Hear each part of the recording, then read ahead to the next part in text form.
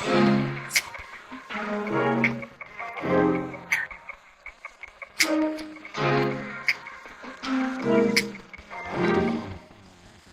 everyone. Welcome to another episode of the DoersCast, an original series powered by entrepreneurs at Austin. So today we have a very, very special guest, Mr. Kangle Lin. He is the founder of Gumdrop, is a social app to help university students connect and socialize with each other. And also he has an interesting project coming up called Tenx, which is doing something amazing in the NFT space. And so we're going to discuss that today. But without further ado, please welcome Mr. Kangle Lin. Yeah, Kangle. Kangle. Having me on the show, guys. Thank you. All right. What are you most excited about right now? Gotcha. I'm very excited about my next project. It's called Tenx. Mm-hmm. Actually, the idea of Tenx is starting a little bit before I just sold my last company, Gumdrop.ai. Mm-hmm. So Gumdrop.ai is a university, is an app to help university students to make friends. Okay. So everybody had a profile, and I wanted to turn that profile into NFTs. Whoa. And I realized that I did a lot of research. I realized that it was really hard to do, especially when you want to do it in a sustainable, scalable manner. Mm-hmm. So I sold Gumdrop, and now I'm working full-time on 10exit. So 10exit helps apps to make NFTs, turn things on the app into NFTs. Okay. So I'm very excited about that because honestly, I have been looking into the NFT space for a while now. Going through a lot of hypes and stuff. Now, this is kind of what I'm seeing is gonna be very sustainable and where the real value is being created. So I'm very excited about that. Okay, I guess you can let's talk about Gumdrop first. So, all right. First thing, Gumdrop is like the first. Is it the first venture that you've started on? Your first project? Like how did everything start? How did it get off the ground? For sure. So, to be honest, this isn't my first project. I had projects before. Some made money, but most of them actually failed. Yeah. Actually, on my website until last night, I have this section called Project Graveyard. Oh, really? But yeah, I had that. I took it off last night though, but potentially I can put it back on. But you should put that back up there. I should, huh? Yeah. I had a Project Graveyard where it listed all the projects that I wanted to do, or I did, and it failed. So when it comes to Gumdrop, I would say it's my second most serious venture that I started on my own. When I was in college, actually, when I was a freshman, first got into school, I was like, I need an internship. Everyone else got an internship. Freshman, sophomore year, I couldn't get anything because I didn't know anybody. Yeah. So I started off working at this startup called Bootstrapped.com. So Bootstrapped basically throw private parties in San Francisco. That's what we did. Cool. But that's what the startup does? Yeah, that's what it's literally throw parties all the time. So is it an app? It was like an app, or the goal was to be an app. It was like the event bribe before parties, before private parties. Okay. Because private parties are really hard to come by in San Francisco. That's the thing, because everything's so expensive. Yeah. It's not like here, everybody just throw a house party. Our frat doesn't have frat house. Oh, really? Yeah, because it's so expensive in San Francisco. So that was the first venture that I was part of. And then I complain every day because I didn't really like working there somehow. I enjoyed the hustling and all that stuff. But I didn't really feel like I was getting the return that I'm supposed to get. So in the end, I met my co-founder, who was also my co-founder at Gumdrop. So his name is at the startup. You met him there? Not really. We went to the same church, actually. Oh, okay. We went to the same church. At the time, I didn't know he was such a big deal. His name is Gilbert Garza. It's my favorite guy. One of my favorite guys in the world. At first, I didn't really know he was such a big deal. Yeah. Today, as we speaking, he's the co-founder of Optimistic, which is a smart contract auditing platform. Wow. Firm, I would say. And they Mhm. raised 3.2 million, I think, on a 24-ish million valuation. Wow. So, really, really talented guy. Yeah. Very good technical guy. We went to the same church together. I didn't really know that he was such a big deal, to be honest. So, I complained to him every day, every week after church. And then one day he was like, "Hey, why don't we start something?" That's when I first started to start my own project. And the first project we started was called Pop.ad. We literally like trying to create a customer feedback loop through community building, basically Slack, but on the web, and get people to talk about other people's product. That was to get customer Slack feedback. on the web though. There is a Slack on the web actually, but we kind of like built another one, right? Like Yeah. it was not the best idea ever. The intention was good, but it wasn't the best idea ever. But then moving on from there, we did a couple other projects, and then one day I was like, "Yo, I'm single, bro. Like this Tinder thing is not working. I'm using all these different ones out there." So we decided, hey, let's do this dating thing, right? Like apparently there's a problem there. Yeah. Through a couple pivot, nobody was using the app actually. Like nobody wanted to use my app, man, at first. How did you like market it? Like, did you like just go out and tell people about it, or like? Yeah, that's me when I come to Texas. So I never been to Texas. So I was like, hey, I'm gonna get on a road trip to Texas. At the time, I was first starting doing Gumdrop and everything. Nobody was using the app. It was version 1, which is video clip editing, kind of like Snapchat. Okay. Yeah. And then I went to UT one day, UT Austin. And then I thought to myself, I was like, if I don't get anybody to sign up on this app, I'm going to go back to California with my ass. Nothing but my ass. So I decided, you know what? I'm going to make some friends. There was a lot of kids in front of UT Tower, the grass area. Yeah, the lawn. I was there. Yeah, it was crazy. I didn't know anybody, but I walk in there and I start to make friends. I didn't want to tell anybody about Gumdrop because I didn't want to scare anybody away. I don't want to be like salesman, right? Yeah. So I just to make friends. I made friends. First day, 12 friends. And then I went home. They all download the app without me telling them. They saw it on my Instagram profile. Really? They downloaded it. They sign up, and then they told more people about it. And then the next day, they put me into a bigger group. So I did that for like 2 weeks. Like my connection just started expanding at UT. It was crazy. Was this last year? It was last year. Yeah, I was. Wow. I was during it COVID, was right? this year actually. It was this year. Wow. This year. It was this year during COVID, and then my connection started expanding like crazy. I started recruiting like ambassadors. Yeah. And then through ambassadors, I was able to like recruit like interns, and recruit like real employees and stuff. It was kind of crazy. Was it just like people just like saw it and they were super cool and like they just want to work for you, or did you tell them like, hey, like we got positions, like, yeah? In the early stage, like we didn't really think there was like things called positions and stuff. It was more like, hey, I can't really do this on my own, man. Like, I don't know anybody at UT. I'm not that powerful enough to like tap into all the communities at UT. So I actually took a look at who did similar things at UT, and I found out this thing called Match UT. I don't know if you guys ever heard about it. I think I've heard of it, but don't really know what it is. Match UT basically got like 7,000 sign up, I think, in like less than a week or something. Whoa. So I thought, wait, that's awesome. I want these people. So I reach out to these people. Apparently they're not doing that project no more. So I reach out to them and I recruit actually 2 of their marketing guys. Whoa. Yeah, it was wild.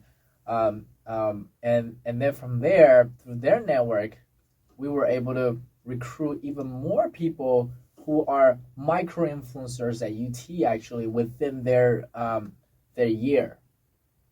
So like Micro influencer, like they just know a lot of people. A lot of people knows them. Yeah, they know a lot of people. Yeah. Like go to all the parties and stuff. Hit the 6th Street. Every 3 nights out of a week. Right. Yeah. That's kind of what's up. So, that's kind of like how we built up our team, really. And through our team, through word of mouth, actually, which is the most effective marketing I've ever seen at UT. Definitely. Is word of mouth. Mm-hmm. We used to have like, at first we had like 15 signups a day. Wow. We'll get like 15 signups a day. If we're lucky, like at a frat party, Mm-hmm. we'll even get more, you know. So word of mouth is definitely one of the biggest one. And also partnering with local influencers, micro influencers, is like huge. It's been dramatic, like Wow. the amount of acquisition. Sometimes it's too fast, even. Sometimes it's even too much. Mm-hmm. Like when you partner with, like let's say you partner with an influencer, like how does that work? Like what do you give them, I guess, and like what do they give to you? Yeah, so you know, it's all about providing value, right? Mm-hmm. Mm-hmm. I think about like what. First of all, everybody's a little bit different. I ask people what they want in their life. And people tell me different things. And what I do is I try to incorporate what Gumdrop is doing, where we're going, and see how we can fit that in into what they want. into what you wanted, right? I present them a picture of how we can help you to achieve whatever you want, whatever you want to do. It's whether it's help more people, or make money, or you know, not relying on your parents, you know, anything like that, right? Like, or like having more fame, because like, you know, I have a lot of friends back in LA who knows a lot about like just being an influencer overall, right? You said make money. How would that, like, how would someone use Gumdrop to like achieve their goal if they wanted it? If their goal is just to like make money, for example. Yeah. So it's not really, when it comes down to like being a part of our team, it's not really about making money, because at the early stage, of course, we don't have any money, so we couldn't pay anybody. But they wanted to jump on because there's this great learning opportunity for them to exercise, you know, for them to really like dive into an ecosystem where they know that you're going to learn about real world stuff, and this is going to be applicable to whatever you're going to do later on, as well as we have a pretty strong network at Gumdrop, actually. Like, even though we're just a little app, like people would say like, hey, just an app, right? And it's first time founders and stuff, but like I actually have some pretty good connections in the Bay Area. So you know, for students, that was very sufficient. That was like the next level that they can get to. So in a way, it's the learning and the network that they are climbing on. They can piggyback off when they join Gumdrop. Yeah. So that's the value that we want to provide for people. We want to set them up for success, you know? Yeah, and it was great what you said. Like saying, just asking someone, what do you want? You know, to persuade them to maybe join the team. That's actually one of the key principles. And I'm not sure if you've ever read How to Win Friends and Influence People. Oh yeah, I heard about that. But yeah, that's one of the key principles in the book. Is, you know, people don't want to hear all about you. You know, they want to hear like, oh, you know, people like to hear about themselves, and they want to feel like listened to, right? So by asking them, oh, you know, what do you want out of life? And then trying to fit that into, you know. Yeah, it's so important, because I actually made a mistake on hiring, and I had to spend a lot of time to unscrew myself. And that was one of the single most important thing that I'm looking for. And when it comes to like bringing people onto my team, is that, have you figured out what you want in life yet? Because if you don't, you'll quit tomorrow. Because if you don't, you'll quit when it gets hard. Yeah, that's real. That's real. So we've seen that before, like people not putting in the work because they didn't want this bad enough. Yeah. If I just like open up this door and be like, hey, everybody can join. Well, of course, like people sign up like, hey, I'm putting on my resume and stuff, but like, are you gonna work for it? You know what I mean? So at first, at the peak, we probably have 8 to 12 interns. 8 to 12 interns simultaneously working on a project. We narrowed it down at the end. We only had probably 6. By the time we got acquired, I believe we have about four interns only. Because I narrowed it down, and we only wanted people who wanted bad enough, figure out what they want in their life, so that we can help them Yeah. with our mission. Does that make sense? So that's very important thing to look at when it comes to hiring people, I think.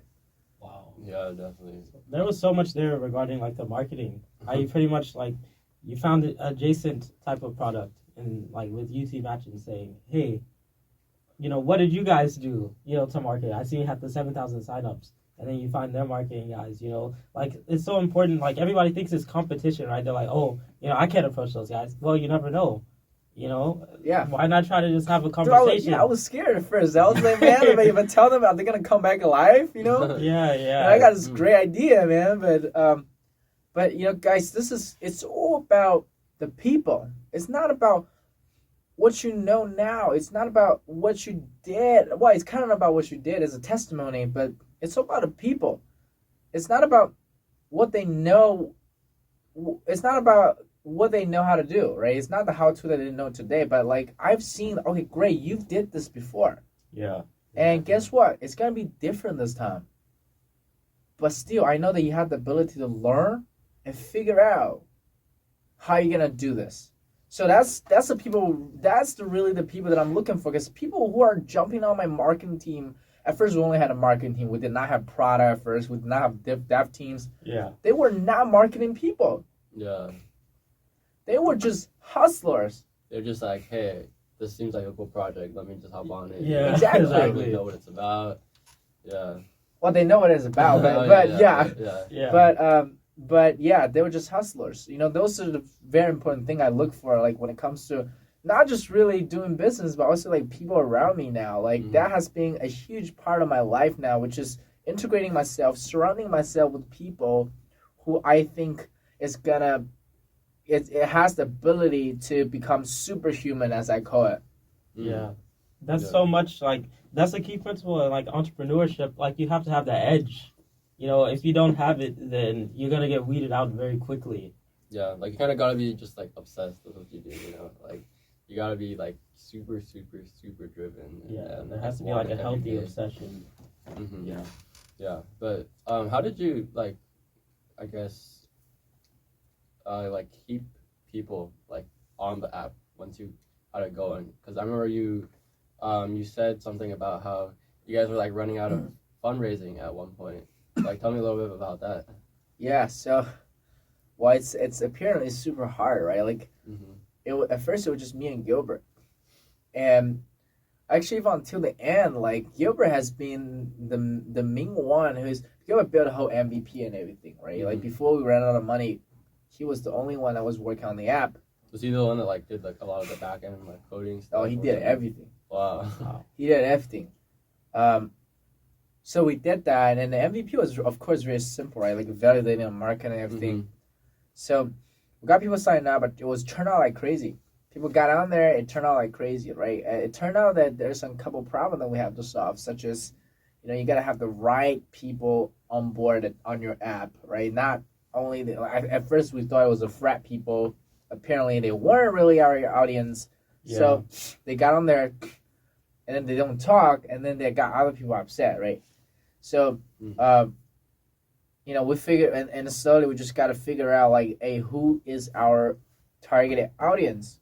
And how are we going to onboard them? Because if you onboard them too fast, that's not good. Too slow, not going to work, right? You got to, honestly, it's really hard. You gotta onboard them at the right pace and the right people. And then from there, people start talking. People start staying on the app. They come back to the app. But then, I would always see things like some people are not talking, right? And then we filter out those people in the next round. Some people who talked in the first round got upset, so they didn't talk in the second round. So it gets less and less and less. That was one of the huge problems that we had. We try to solve that by turn on a switch. We give user a switch. You can switch the match on, or you can switch the match off. That's kind of the mechanism design we did, and then that helped a lot. And then people start talking like pretty actively on the app. I made a lot of friends through my own app actually. That's cool. But wait, for the switch, how does it work? Is it just like it's literally a switch? You go in there, you default off. So you have to like want to make friends to turn on. Oh. So now everybody who turned on the matching wanted to make friends. I see. So there's less people who like kind of just like hang out and like I see. not gonna talk on the app, I guess. From there, you know, then people start talking, but then people weren't really, they weren't really talking for a very long time. So like they would drop off, like let's say like a couple conversations later. We gotta say, hey, what's going on, right? Like we always interview the users, and they would tell us, oh man, we ran out of topic. So I was like, all right, cool, that's good. So now let's figure out how to give them topic, right? Yeah. And then we brainstorm. There's a lot of things we can brainstorm. A lot of features that we want to do, we weren't really able to do it because they were kind of heavy. But what we did was we had typical topic, which is a feature that gives people a topic on the app, like here and there. Okay. And then people actually debate about them. You know, like topic like, hey, should we put pineapple on a pizza? It's very controversial stuff, right? Or a lot of very UT oriented question as well, right? So that's kind of like how we did with the topic. So it's just product. It's just like regular procedural building product, right? Like we interview the users, what's wrong, try to figure it out, give them a solution, test it out. And that's kind of how we do with our retention, which is really, really harsh. Wow, that sounds like a case study, like right out of the Lean startup. Like I'm not sure if you ever read it, but it's like you know, like the build, measure, learn loop, like it's constantly iterating. Yeah. And the one thing I noticed about you guys is like you seem to be very good at identifying the actual problem, because a lot of times like companies, they'll think they identified the problem, but they're working on the wrong thing. But it seems like you guys are like really good at identifying what the actual problem is. I would say we're pretty good at that.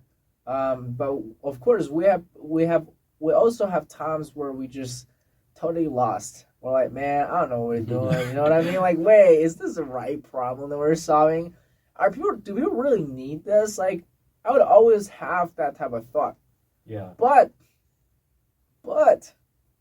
when there's users came and tell us, Kangle, I'm so glad that I met you. Before I met you, I was crying all the time because I had no friend to go to events with. You know, that was from one of our users living off campus, a freshman student in a pandemic. Her daily routine literally is go to school in the dorm, in a Castellian. Oh, yeah. Yeah, in Castellian. They did a dorm, you know, online, and then go to work.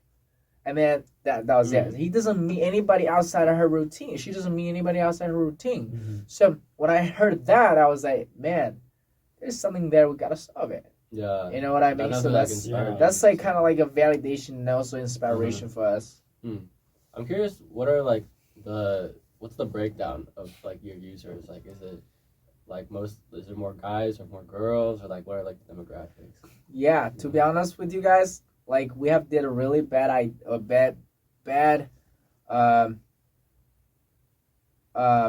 we did a really bad job at like keeping track of a lot of things, like such as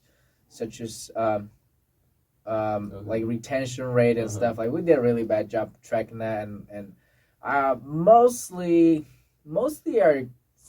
I think it was like kind of very, very balanced. It was more like a 50-50 there. Yeah, probably like mostly like younger students.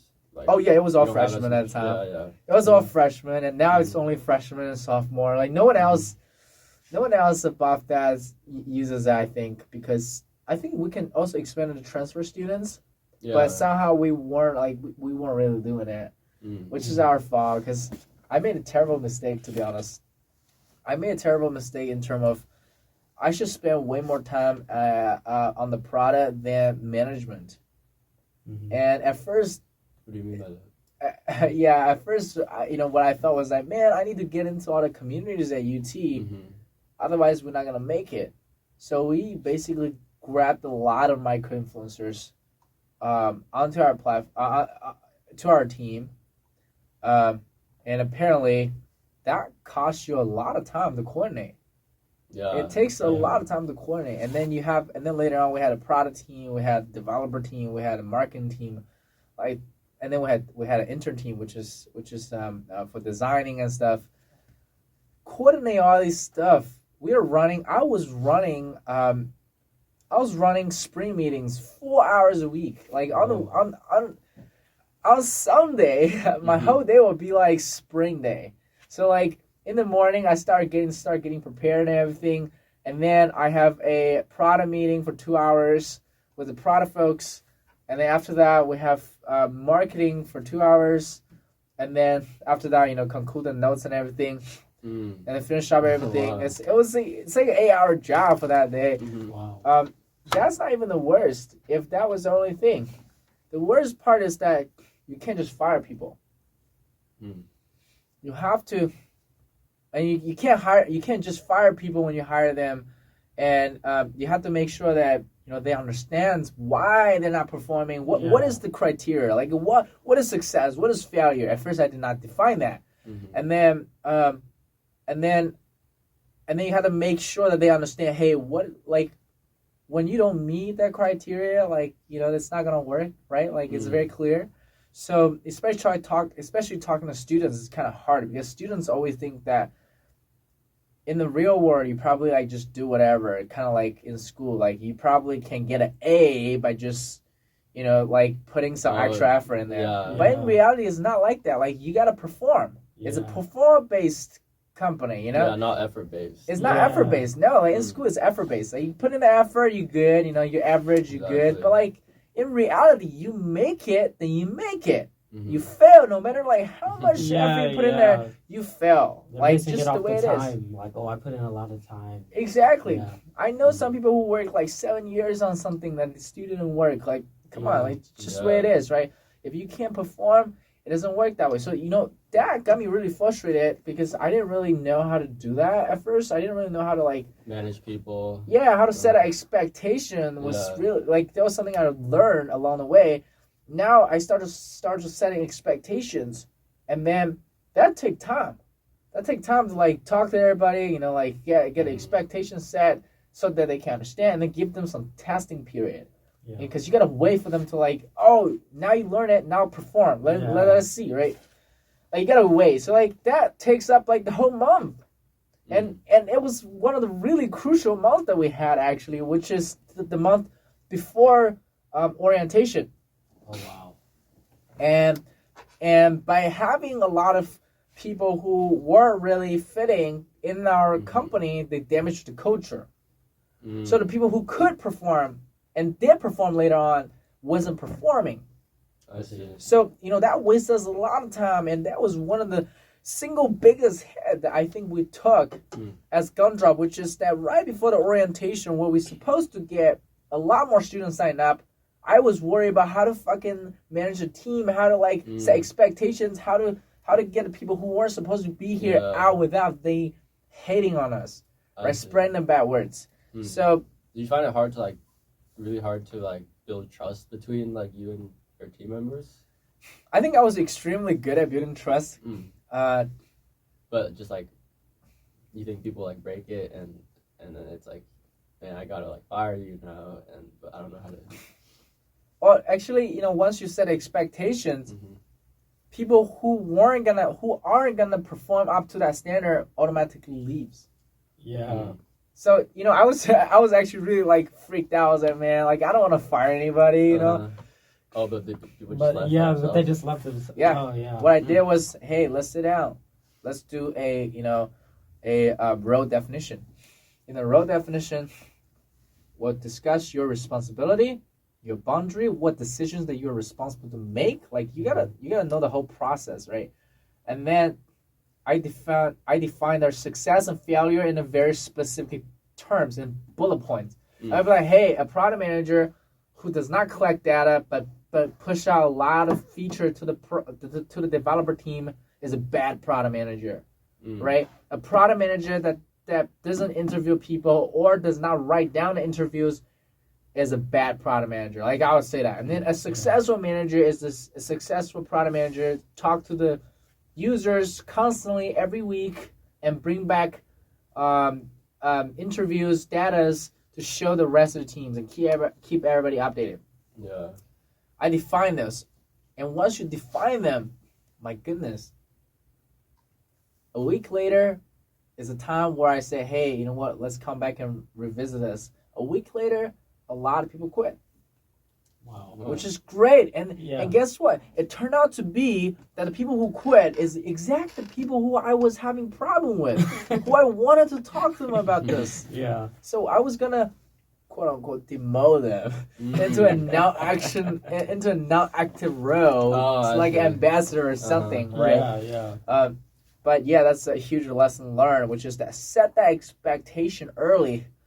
Tell them explicitly what is success, what is failure, and move on forward. And make it very clear that this is a performance-based company, not an effort-based company. It's not extracurricular credits. 100%. This guy is dropping gems. Gems. That's right there. It's all like hard blood lesson learned.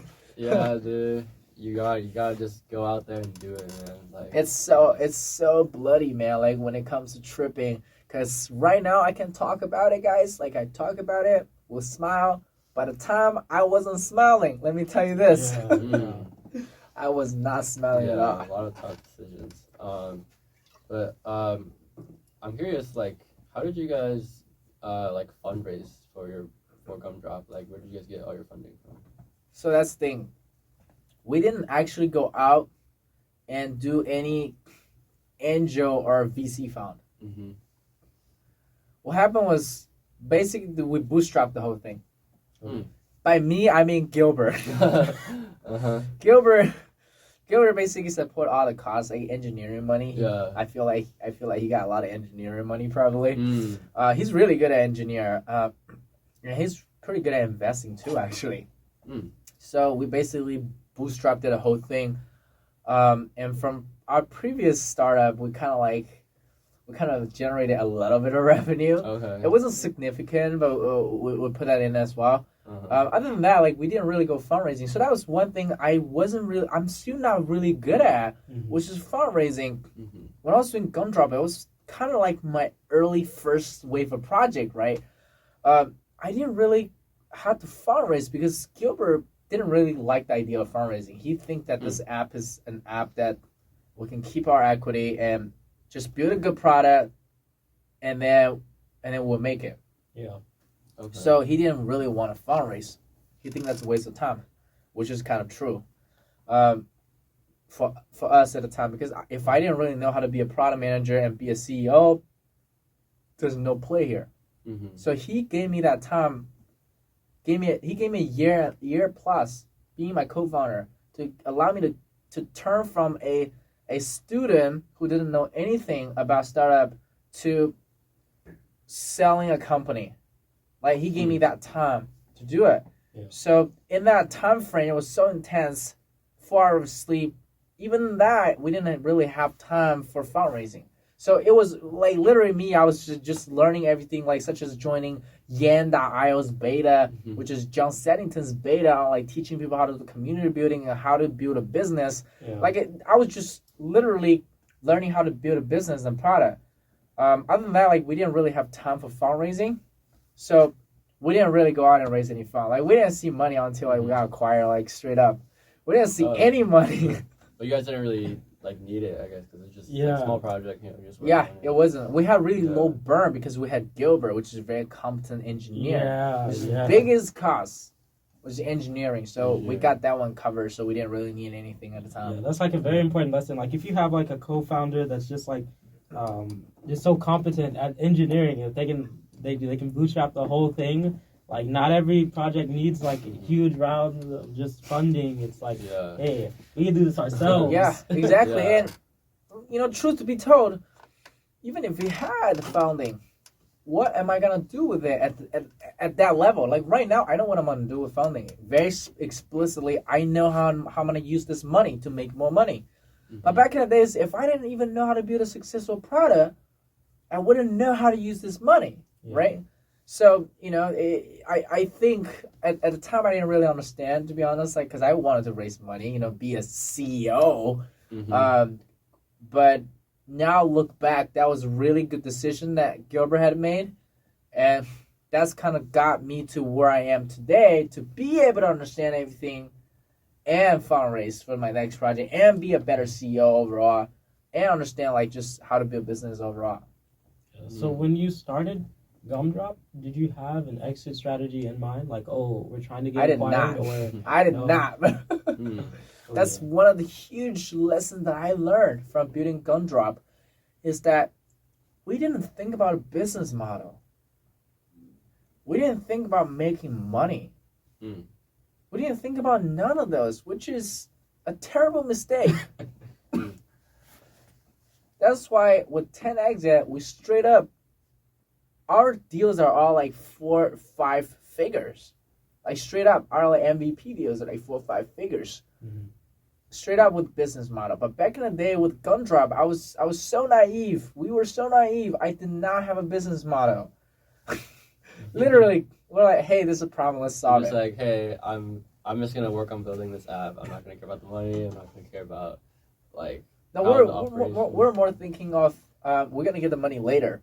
Because Yeah, once it's successful, we're gonna have all type of ways to make money, which is true. But like to get there, we underestimated the amount of hardship it will take, amount of time that it's gonna take for you to get from finding the problem to monetize off that traffic on your platform. Yeah. So at first we did not really have a business model. We did not have an exit strategy. It wasn't until like we ran out of money, I was like, man, we're gonna go fundraise or join an accelerator, or get a buyer. And then I started making a pitch deck, and then I started to like trying to figure out, hey, what is the business model here? Yeah. All these things are like I wasn't really thinking about and tripped over, and now it's just a lesson learned, I guess. Yeah, but the important thing there is that even though you didn't have a business model in mind, the idea itself was validated. Like the example you gave of the freshman who was staying off campus, Yeah. like you knew for a fact, hey, I'm solving something. So, if even if you don't have a business model, if you had something that's validated, like, oh, this idea has been validated, it's like you still have a chance. Yeah, by the way, the user who told me that, I'm gonna keep it anonymous, but he actually fly out to Mexico when I was living there and hanging out with us. Whoa. And hanging out with us, Wow. yeah. Cool. Yeah. That's awesome. Dude, man. it's real, guys. It's so fun. Yeah, so you were able to make like a really close connection through Yes. someone that you met. Yeah, it's on that. amazing. Yeah. And especially I know that not just me having this experience, but other people who I probably don't know personally on the app might have the same experience. So like that got me really hyped up. And even nowadays, I go to In-N-Out, I would meet one of my friends who would like work there, like I met through the app. And I walk on Guad, I would have people like running into each other. I'd be like, oh shit, I know you. Like, where did I know you from? Oh, on Gumdrop, right? That's so awesome. It's So kinda- do a lot of people on Gumdrop like they talk like for a bit and then they decide to meet up in person? Yeah, that's the goal. That's the goal. That's why we added a map on there actually, which is a hangout feature. If you click the button, it will tell you where to hang out, where to go eat with your friends. That's kind of the idea. So, yeah, exactly. So we wanted to facilitate meaningful relationships, but through in-person experiences. Right? It's kind of like what Hinge is trying to do. All these apps, they're just trying to keep you on there. Like Tinder. Fuck Tinder, guys. This shit is bullshit. Sorry, edit that out if you have to. But we'll keep that one. yeah, but they're just trying to keep you on there, guys. Like it's not working apparently. Because what I see is that people really want it in person and like be able to connect with each other. It's not that connection. Yeah, exactly. But if you take that away, you just want to keep people online. I guess you can. Apparently, it's working, but that's not what I wanted. That's not what a lot of people who are using my app wanted. So we want to provide an in-person experience, and that's what we did. Yeah. Would you consider Gumdrop like a dating app? Not anymore, because when people start downloading the Gumdrop, they did not use it at first. So I asked them, hey, why don't you use it? So they told me there's mainly two reasons. First, dating app had a really bad reputation because of Tinder, Bumble, and Hinge out there. Now we have a really bad reputation. They always think it's a hookup app, right? Yeah. And then second, a lot of students who download the app they were in a relationship. So they didn't really need that. So in the end, we're like, hey, what do you guys want, right? Like apparently you downloaded for some reason. So they were like, hey, I'm using all these I'm other not apps. yeah, I'm using all these other apps and it's not working. And I use this particular app, it sucks, but I'm looking for friends, man. Yeah. I was like, are you serious? I thought it's already out there. He was like, yeah, I used this app like at UT, but like it sucked. At the time it sucked. And then I was like, okay, great. How can I figure this out? And then I would try to like figure out, hey, why do they suck, right? Why do people hate them? And then I realized that a lot of people actually they fresh into college, first time leaving home, they wanted a group of friends hanging out doing crazy shit. Yeah. That's what they wanted. They didn't want one-to-one friends. So I was like, great, let me do this. Let me turn it into a small friend group. So that's what we did, which is a 4 to 6 people small friend group matching. We matched people into a 4 to 6 people group. That's how we got the answer. Wow, that's pretty unique. Like, pretty much 90% of those apps are 1-to-1. Yeah. So that's genius to say. Well, let's group people. Yeah, exactly. I thought it was okay, but it was obviously it kind of worked out for us. Kind of worked out for us. It also made people feel safer. Oh yeah. For sure. Especially for girls. Girls, man, it's just so hard for girls to feel safe on a lot of platforms. 100%. It's still a huge problem. When I was interviewing a lot of my users, people don't feel safe. Because it's like you're talking to someone anonymous. Yeah. So yeah, it could be someone who's like, they could be like, oh, I'm a guy, but they're like, yeah. It could be anything, brother. Like, but I'm a grandpa. Actually, it could be like an old man, like sitting in the basement, like to be like else. This is real, yeah. Yeah, that's like 100%. Guys, this is real life. This is not Pornhub. Yeah. Have you heard of something called like Pop Social app? Yeah, so that at the time, okay. I was just hanging out with the founder, Yoon, yesterday, up on the rooftop. Man, I love this guy. But at the same time, at the time I was doing Gumdrop. I remember that was one of my biggest competitors on campus. Yeah, I was gonna say, like, it seems like they do like pretty much what you guys are doing, like also connecting people. But except now they're doing some really cool stuff, which I want to talk about. But at the time, I remember it was earlier 2021 when I first got a UT, and then I found out about Pop. I was like, hey, I gotta meet this guy. We got on the call. We met at the student union at UT. We met, and then we talked. I remember I got off that conversation. I walk across the street. I called my co-founder. I was like, man, I'm scared now because I found another me. He was so determined. This guy is so determined. And that was my first time meeting Yoon, which is founder of Pop. At the time, it didn't have the feature that they have today, and it honestly wasn't as threatening. But they have a really good team. They have been in this industry for a long time. Yeah. I was just starting off, right? So we did that for a while, and then by the time we sold, they developed something really, really cool, which is this map that allows you to like throw any events on there instant, and then like it invites the people around you to join the event. Oh wow! So it's instant. Like let's say if we want to go to a movie right now, if I'm by myself, I'm so bored. I'm just say, hey, I'm gonna go to a movie at this location. Anybody want to join at this time? And then people will be like joining, and people actually use that stuff. People actually use it. That's genius. That's what I wanted to build with Gumdrop. Actually, if we had enough money back in the day, but. And that was kind of like the approach that we always want to take, which is always like in person first, right?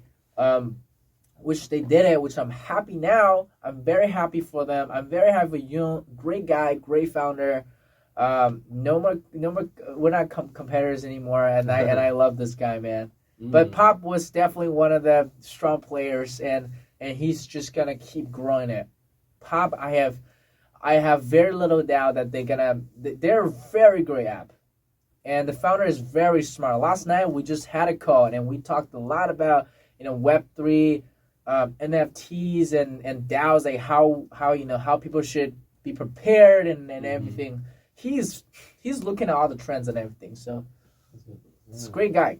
Love this guy, man.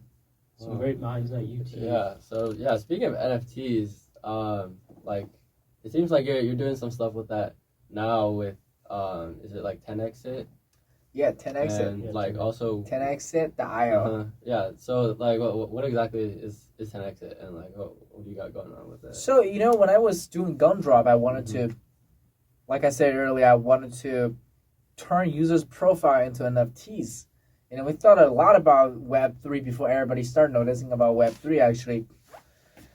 And I found it really hard to like just mint myself an NFT. So I did a lot of research on how to mint NFTs. And I thought, oh shoot, this is so hard to like mint your own. And now you want to mint it for your app. Yeah. Fast in a scalable manner.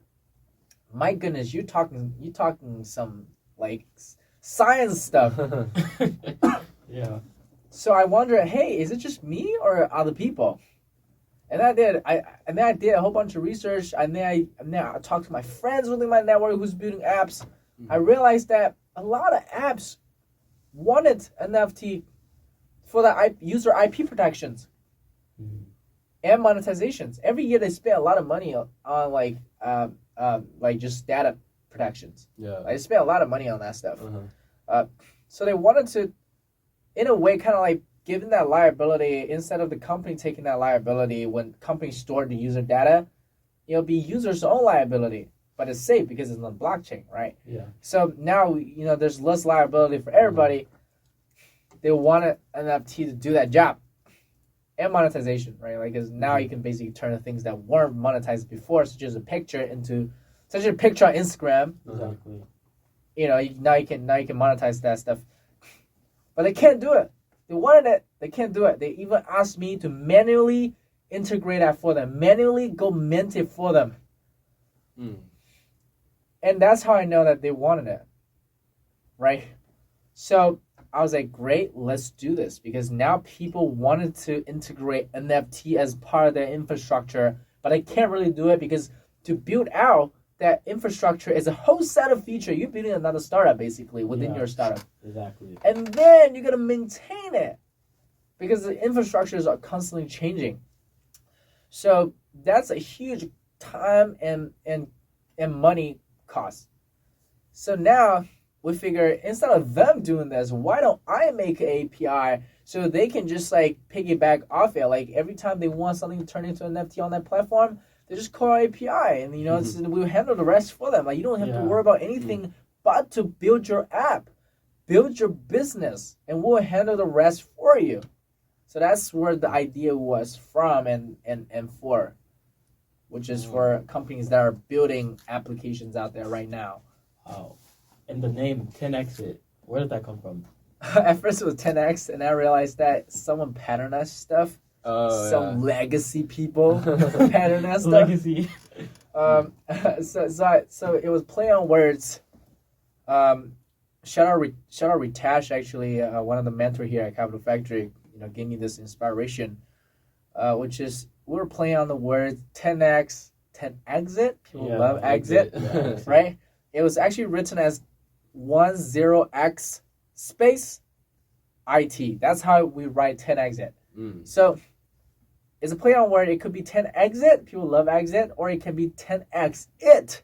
People love 10x stuff. Yeah. Or it can be 10x infrastructure technology. So it could be anything you want to interpret it as. So we call it 10 exit. I like it. And then we register domain and everything. I promise you guys out there, like some people, domain flippers are so petty, guys. Like, don't be a domain flipper. Don't do that. Let other people do their business and contribute to this world. Don't make money off flipping stuff. Yeah, all right. I feel like there's still so much that we gotta talk to, but our next is David, right? Which David? Kirkpatrick. No. Oh. No, like I'm like the dude. He's doing like software stuff from California. Oh yeah, the game developer. Yeah, Yeah. the Yeah. game Oh, guy. that's my friend. Oh, then my friend David. Sorry, Yeah, he's David. actually coming He's like from- right after you. Yeah, he's from San Jose. The- just the- like the right uni- here. yeah, I know David. Yeah, that's my bro, David.